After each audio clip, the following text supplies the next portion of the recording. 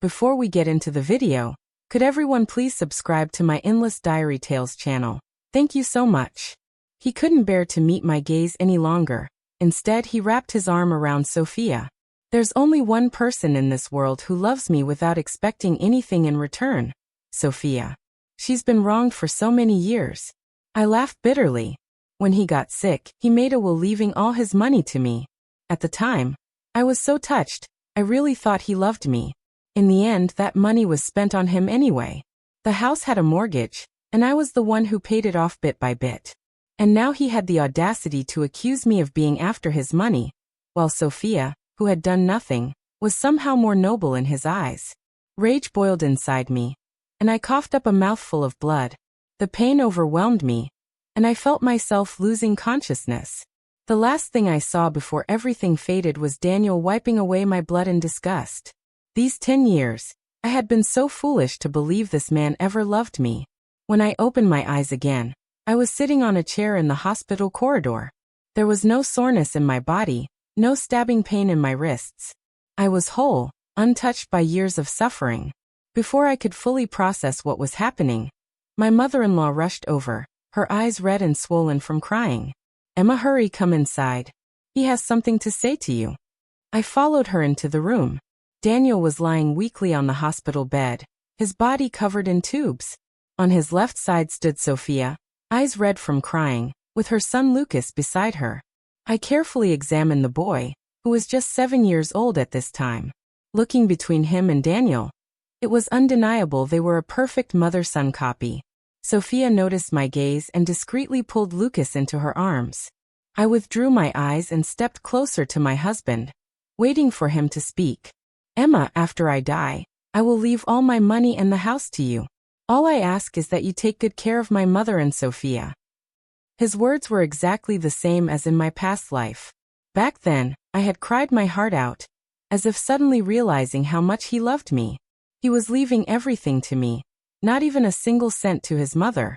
At the time, I foolishly thought that in his heart, I was more important than his own mother. Without hesitation, I had nodded in agreement, accepting his request. And just like that, I devoted the next 10 years of my life to them, sacrificing my youth, falling ill, and ultimately dying with hatred in my heart. Thinking of that, I no longer needed to pretend. I cut him off coldly. "I don't want it. I only want what I rightfully deserve." His face changed. He hadn't expected me to refuse. Still, he pleaded. "Emma, you are my one and only wife. I have no one else to entrust my mother to.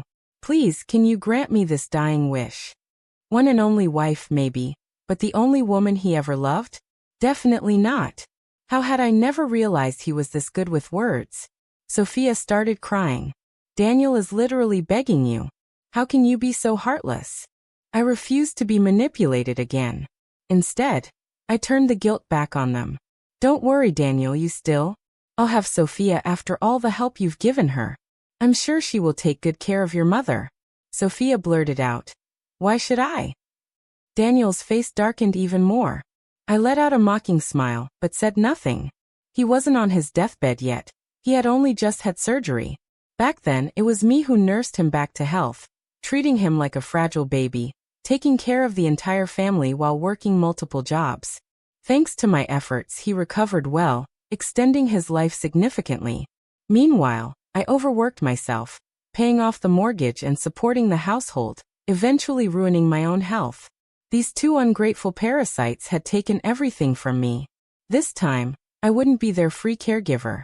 Illness truly reveals people's true nature. No matter how well they pretended before, moments like this expose them completely. Daniel sneered. "You're trying to cut ties before I'm even dead." "Oh, I almost forgot about you," I said, turning to his mother, the ever-smiling two-faced snake. In my past life, she had acted like she cherished me like her own daughter, but behind my back, she had exploited me for the sake of her biological grandson. She had pushed me to work 3 jobs just to support them. She scoffed. "We've helped you so much. I treated you like my own daughter. You should be grateful and repay me for all I've done." "Is that so?" I tilted my head with a smile. "You think I should repay you? Then Sophia should too, don't you agree?" The old woman stiffened. Sophia looked down awkwardly, unable to say a word. If I couldn't escape their moral coercion, I would simply redirect it. If they wanted me to take care of Daniel, then by that logic, Sophia should be doing even more. I refused to get a divorce. I preferred to be a widow. None of them would have it easy this time. With the will settled, Daniel had recovered enough to be discharged from the hospital. That was when a new argument broke out. Who would take care of him at home? His mother sighed. I can't do it. I'm too old.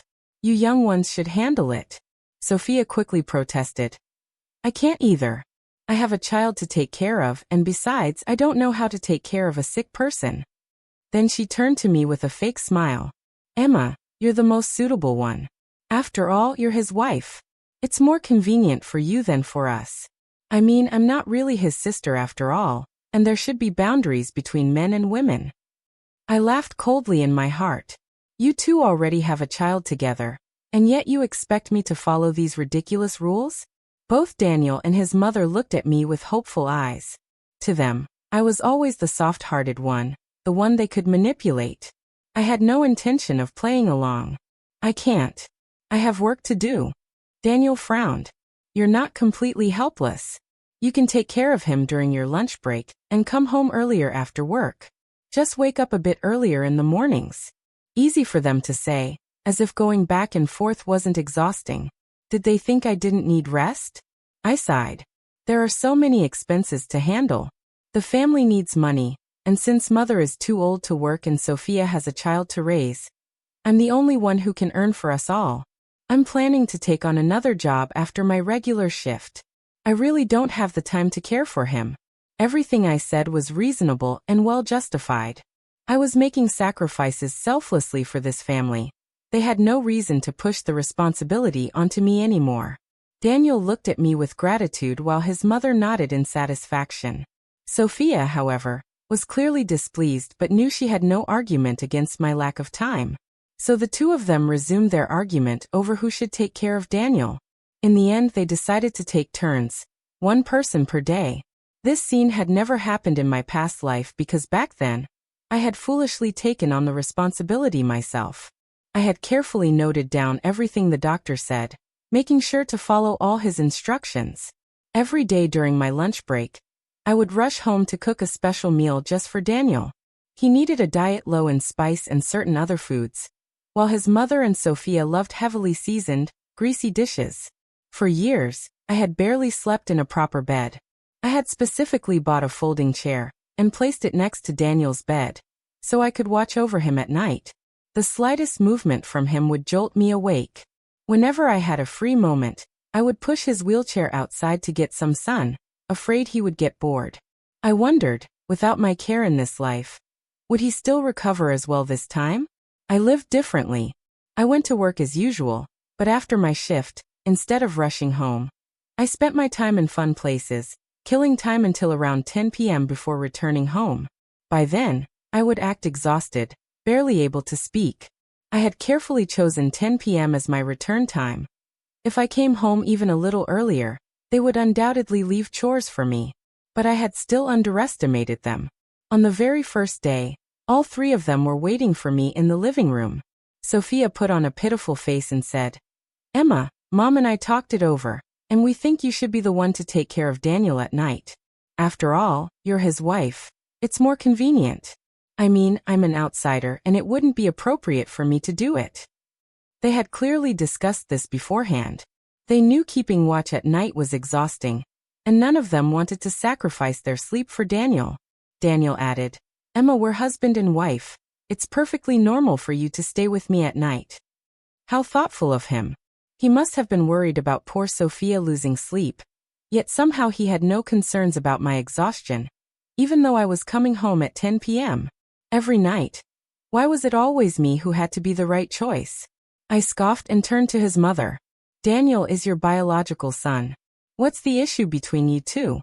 And as for Sophia, after everything Daniel has done for you, isn't it time for you to return the favor? It's not like he's bedridden or incontinent. He just needs someone to check on him at night. What's so inappropriate about that? They hadn't expected me to refuse. Sophia quickly added, but I'm still single. What if rumors start? Feigning surprise, I said, "That's funny. There are only a few of us in this house. Who exactly is going to spread rumors?" Her face froze. She had nothing left to say, but she was probably fuming inside. I didn't care. I left the problem for them to deal with, and went off to freshen up before going to bed. Just as I lay down, someone knocked on my door. It was Lucas. I hadn't expected him to still be awake at this hour. "What's wrong?" This little brat was no angel either. He was a heartless leech trained by his mother to find ways to squeeze money out of me. "Auntie, my school needs book fees, but Mom doesn't have the money. Could you lend me some? I promise I'll pay you back when I grow up," he pleaded, looking at me with pitiful eyes. He was only 7, but he already knew how to play on an adult sympathy. I had been fooled by this act too many times before. I said flatly, "Oh, sorry, but I have no money to spare. All my money is reserved for your uncle's medical treatment. He's in much worse shape than you, don't you think?" Lucas hesitated, then scurried away. Not long after, I heard shouting from Sophia's room. She was furious, probably scolding him for failing to get money out of me. I ignored the noise and continued enjoying my beauty sleep. A few days later, something unexpected happened. Daniel and Sophia must have heard some kind of rumor, because one night they showed up at the restaurant where I was dining. At the time, I was discussing a business contract with my company's executives and colleagues. Sophia stared at me, visibly shocked by my polished, elegant appearance. She didn't even let me speak before she blurted out, "Didn't you say you were working extra jobs? How come you're out here having dinner in such an expensive restaurant, no less? Are you meeting some random man on a date?" Daniel's eyes burned with fury as he grabbed my wrist and demanded, "Who is that man? You have no shame. Are you looking for someone to replace me just because I'm sick?" His voice was so loud that everyone around us turned to look, their gazes filled with disdain. I could even hear people whispering, "Wow, what a horrible woman. Her husband is sick, and instead of taking care of him, she's out here having an affair. Gold digger. Her poor husband, even in his condition, has to catch her cheating. She's heartless, she'll get what she deserves." Hearing the crowd take their side, Sophia grew smug and eagerly fanned the flames. "Emma, how could you do this to Daniel? He's been so good to you. He even wrote in his will. He'd leave everything to you, and this is how you repay him? Daniel is too pitiful. Imagine marrying such a heartless gold digger." Once again, she stirred the crowd's sympathy. Someone even stood up, glaring at me and sneered, "People like you don't deserve happiness. You'll never have a good life." At that moment, the person sitting across from me returned from the restroom. My boss frowned as he took in the scene, silently asking me what was going on.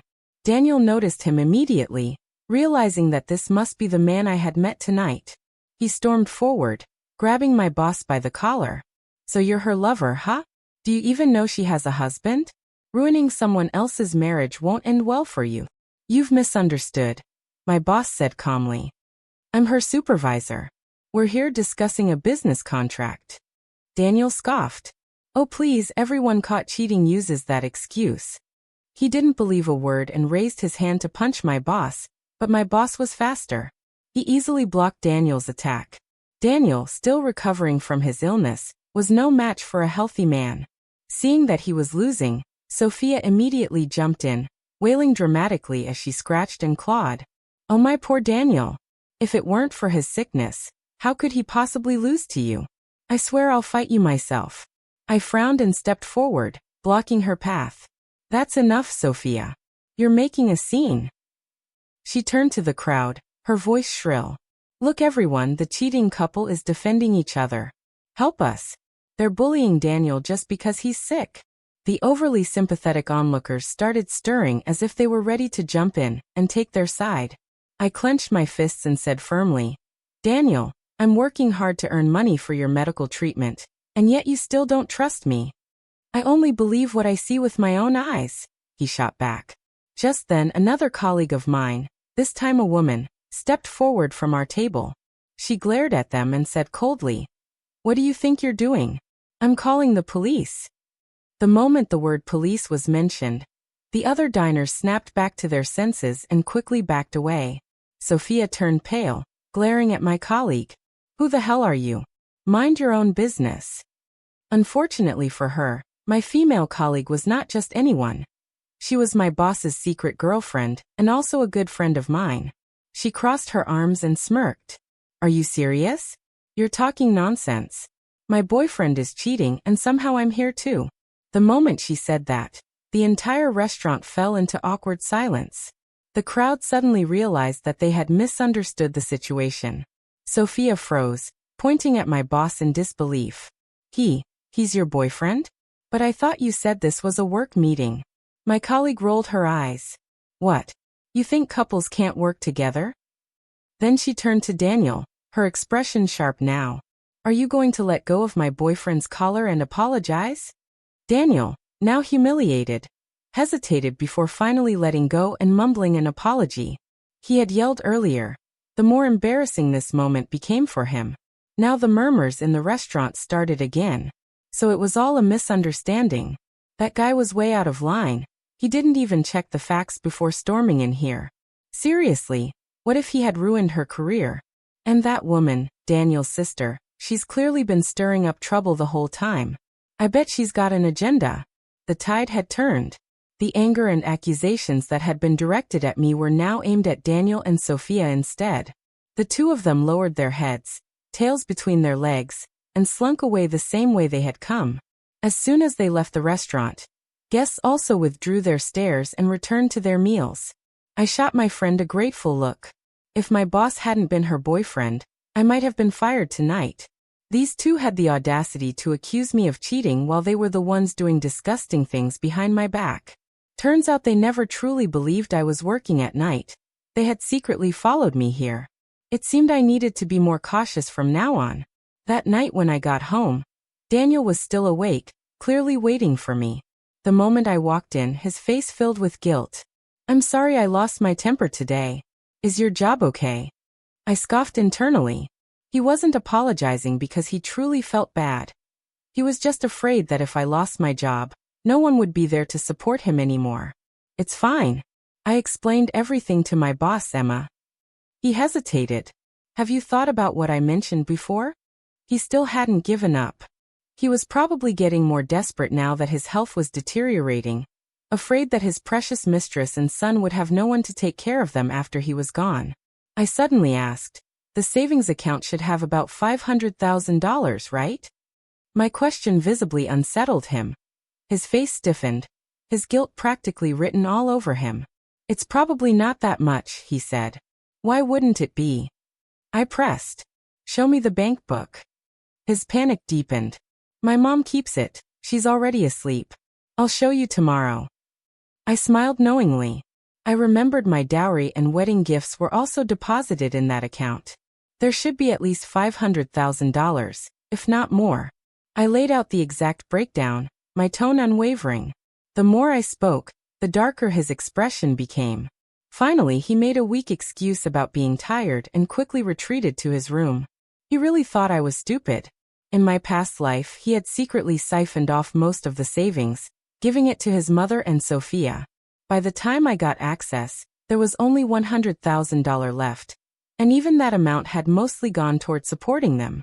Meanwhile, I had scrimped and saved every penny for myself. This time I wasn't going to let them get away with it, no matter what tricks they pulled. I'd be ready.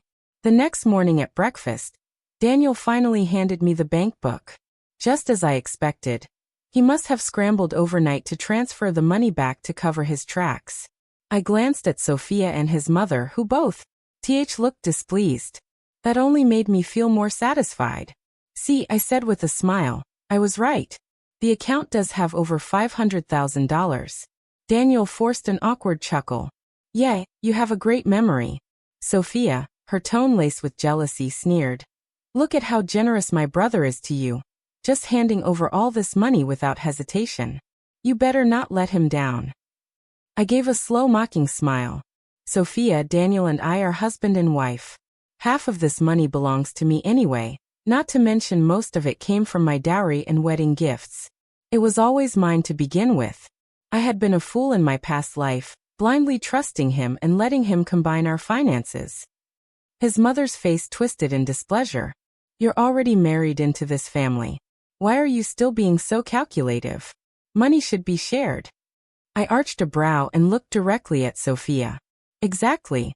This family isn't just about me and Daniel, is it? The implication was clear. Sophia had been leeching off this household for years. Their expressions soured. His mother tried to salvage the situation, plastering on a fake smile. We're all one family.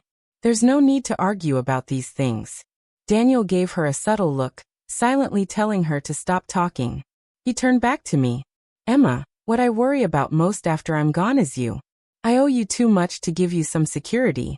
I'll add your name to the house title. He paused before adding, of course there's still a mortgage to pay off, but if you work hard, once the loan is cleared, we'll get your name added. What a grand and generous promise. Too bad I wasn't interested. He thought he could bait me into paying off his mortgage. He was afraid that after he died, his mother and Sophia wouldn't be able to handle the payments. Besides, I knew the truth. In my past life, he had never intended to give me the house. The deed had been under his mother's name the entire time. Later, he even added Sophia's name to it. I only found out about that near the end. Daniel had always truly cared about Sophia. He would never let me take her place. And after all my years of hard work, once Daniel was gone, did they really think his mother would honor her promise and add my name to the deed? Of course not. They must have thought I was an idiot. I let out a soft chuckle. No need. I didn't marry you for a house. Besides, the house belongs to your mother. It should stay with her for retirement. Daniel froze. Daniel was clearly trying to figure out how I knew the house was under his mother's name. My son can't earn money right now, and I can't afford the mortgage either. How about this? We'll use the savings for now, and later I'll pay you back. Don't worry, I'll do whatever it takes. Even if I have to sell everything, I'll make sure you get your money back. Seeing that I wasn't falling for their tricks, his mother quickly came up with another plan. No matter what, every scenario she proposed ended up with me losing out. The money going back and forth was always mine. I glanced at Daniel. His eyes were filled. He looked frustrated with his own situation. Mom, what are you saying? Our money is your money. There's no need to talk about borrowing and paying back. Tomorrow we'll go and pay off the mortgage in one lump sum, then add Emma's name to the house. That way, I can rest easy knowing she'll take care of you and Sophia. How could we do that? That's your entire life savings. His mother dramatically wiped at her tears. Daniel pulled her into a comforting embrace. Money can always be earned again.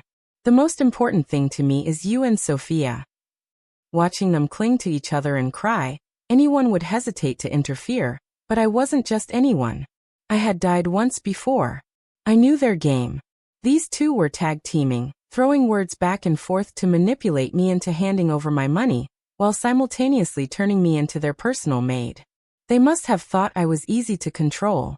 Are you forgetting something? I interrupted coldly. Other than the $100,000 we saved together during our marriage, the rest of the money is from my personal assets before we got married. You have no right to decide how it's spent. He planned to use my money to pay off the mortgage, then act like he had done me a favor by putting my name on the deed, expecting me to be so grateful that I'd willingly take care of his mother and his mistress for the rest of my life. What kind of dying man could be so calculating? My words cut through their little act. His mother immediately tried another angle. Well, if the house is going under your name, it's only fair for you to contribute some money toward it, right? My son is sick and I'm old. You can't expect me to shoulder the mortgage, can you? I laughed mockingly. Oh, and what does her age have to do with me? Did I make her old? I already said I don't care about your house, so why should my money go toward paying off your loan? Daniel stiffened. So you're saying you want to draw clear lines between us now? His gaze darkened, the threat in his eyes growing stronger. I had forgotten something important. He was dying. He had nothing left to lose. If I pushed him too far, he might just go all in and drag me down with him. But I didn't care. I raised my hand and slapped him across the face. What's with that look in your eyes? I controlled my strength well. I didn't want to accidentally kill him, otherwise he'd just use that against me. Daniel clutched his face in disbelief. the red imprint of my palm quickly appearing on his cheek. Go ahead, keep threatening me, I sneered. I've already died once. Do you think I'd be scared of you? As long as I could make their lives miserable in this lifetime, my second chance wouldn't be wasted. You, how dare you? He was completely stunned. This wasn't how I used to be. I had never fought back like this before. He was still struggling to process it when Sophia suddenly shrieked. You! How dare you hit Daniel? I won't let you get away with this. She rushed at me, her hand raised to slap me, but I wasn't in the mood. I caught her wrist effortlessly and swung my other hand, slapping her across the face just as hard. Unlike Daniel, she was perfectly healthy. There was no need to hold back. She went flying, landing hard on the floor, her cheek already swelling. That was when Daniel finally snapped out of it. He immediately rushed to her, cradling her in his arms like she was the most precious thing in the world. Wow, he didn't even try to hide it anymore. I rolled my shoulders, cracking my knuckles, and was just about to give them another round of slaps when something suddenly hit me in the head. The sharp sting made me crouch down instinctively. I turned toward the source of the attack. It was Lucas. He was glaring at me with pure hatred, a toy car still clutched in his hand. He wasn't done. He was holding a toy sword, ready to charge at me. Sophia, still nestled in Daniel's arms, cheered him on. Good job, sweetie. Hit her harder. Teach that, __ a lesson. Like mother, like son. A pair of ungrateful parasites. I strode over, yanking the toy sword from Lucas's grip before grabbing him by the collar. He kicked and struggled, but I didn't let go, ignoring the frantic shouting from behind me. I carried him straight to a room, threw him inside, and locked the door. I could hear them pounding on the door, their voices hysterical. Sophia shrieked. You be let go of my son. Open the door. I'll kill you. I smirked. You say that like I'd actually open the door. Now do they take me for a fool? I struck even harder. Lucas screamed louder. Daniel's mother was heartbroken. Emma, if you're angry, take it out on me instead. Don't bully a child. Whatever wrongs were committed, they're my fault. I'm the one who let you down. Hearing such satisfying words, I eased up a little. Sophia, however, shrieked.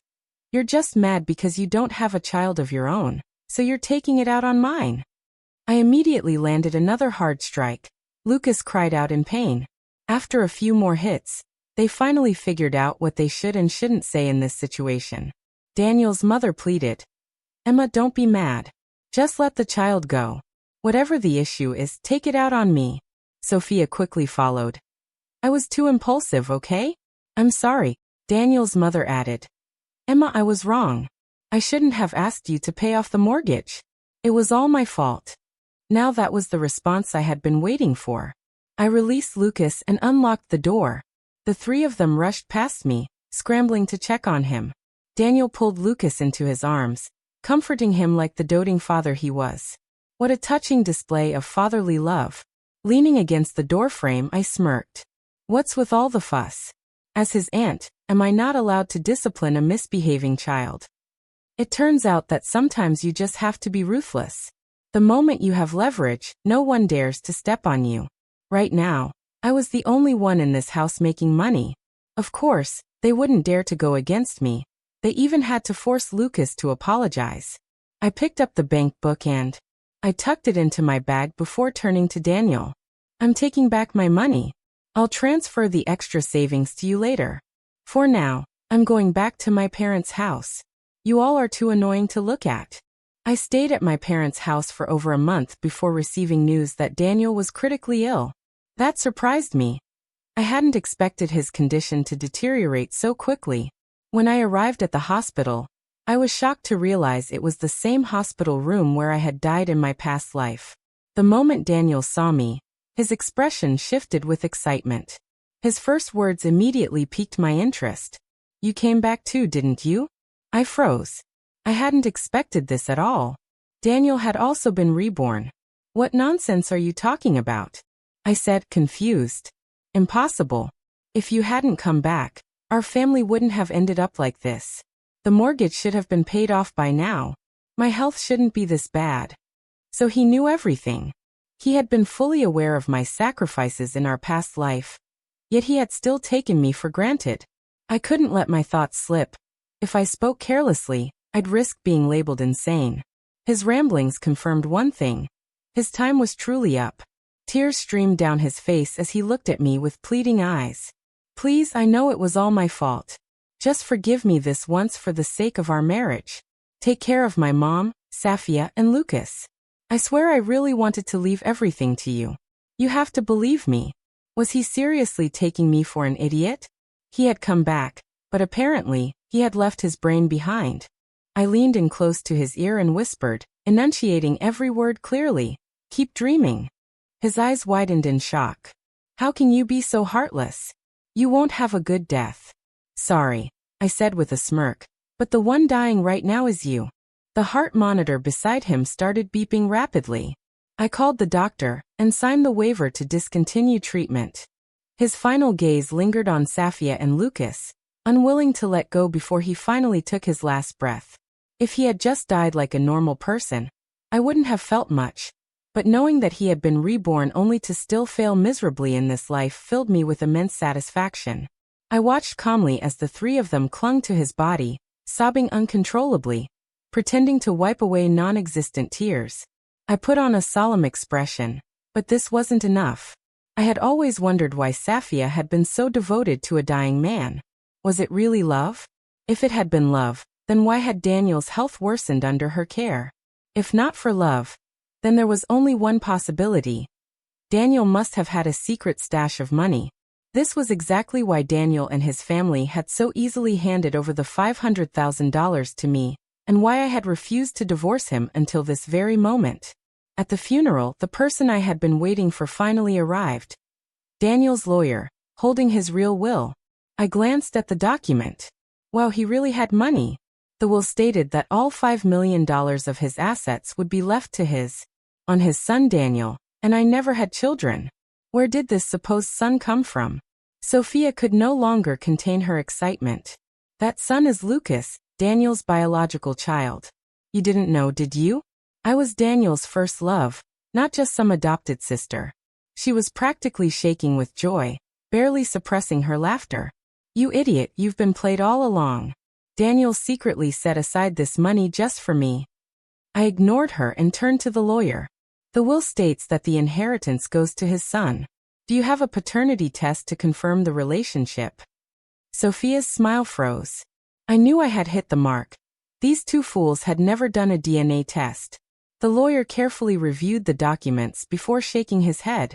No, there's no paternity test included in the records. In that case, I continued calmly, this will is invalid. Legally, as his wife, I am the primary beneficiary of his estate. Panic flickered across Sophia's face.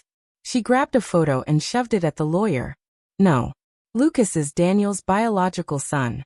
Why do we need a paternity test? Look at this picture. Look at my son. They're practically identical. How could he not be his father? The lawyer remained professional. Sorry, but inheritance cases require scientific proof, not assumptions based on appearance. Sophia turned to Daniel's mother in desperation. Ask his mom. She knows Lucas is Daniel's real son. She clung to Daniel's mother as if finding a lifeline. Mom, tell them. Tell them it's true. The lawyer remained firm. I'm sorry, but a paternity test requires the presence of both parties. Unfortunately, the father in question is deceased. You're lying. You must have been bribed. Sophia snapped, losing all reason.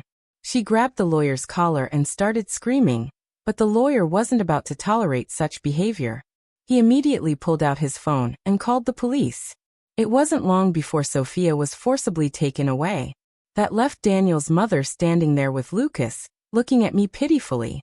Emma, she sobbed, we wronged you, but please have some mercy on the child. He's still so young, and we still have a mortgage to pay off. We really need this money. She was smart. She knew that as long as I acknowledged Lucas as Daniel's son, he would become the rightful heir. I crossed my arms and smiled faintly. That's strange. My husband always treated me well. Before he died, he said he wanted to leave everything to me. He would never have cheated. I think Sophia made up lies to steal his money. That's not true. Daniel's mother screamed. He cheated. It was me who told him to recognize Sophia as his adopted sister, just so she could move in with us. Lucas is my biological grandson. At this point, she no longer cared about how the surrounding guests viewed her. I raised my voice, addressing the crowd. Everyone, don't believe what my mother-in-law says. She's just grieving and was manipulated by Sophia. My husband was loyal to me. I know that better than anyone. Naturally, people sided with me. After all, what kind of woman would cover up her husband's infidelity? Affair, unless she was telling the truth. Some people even stepped forward to console Daniel's mother. I know losing a son is painful, one said. But you can't just claim any child as your grandson. Sure, Lucas does resemble Daniel a little, but without a paternity test, how can we be certain? Another added, besides, your daughter-in-law herself denies it. If anyone knew the truth, it would be her. You wouldn't want Daniel to be restless in the afterlife, someone else said. Daniel's mother snapped. She shoved the people away and screamed. What do you mean claim a grandson? Lucas is my grandson. He is Daniel's son. He is. She pointed a trembling finger at me. Her face contorted with rage. You knew all of this from the start. That's why you refused to divorce him. You were waiting for this moment. I sighed. Then without hesitation, I called for someone to take her away.